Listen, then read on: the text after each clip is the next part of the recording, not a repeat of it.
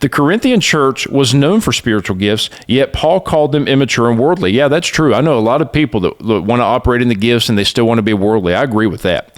Gifts alone don't indicate deep spirituality or closeness to God. I do agree with that. Clearly, this person has been let down by people who claim spiritual maturity and hide under the covering of, well, I have a gift. Well, that's the same thing the Corinthian church did. And that does not necessarily make someone spiritually mature, but it also doesn't mean the gifts have ceased either. I want to make that very clear. I walk and operate in spiritual gifts, but that does not necessarily indicate my level of spiritual maturity. I know that some of you will understand this. Maybe you know some people in your life or in your family, they're 50 or 60 years of age, but they have the maturity of a 15 or 20-year-old. You understand what I'm saying?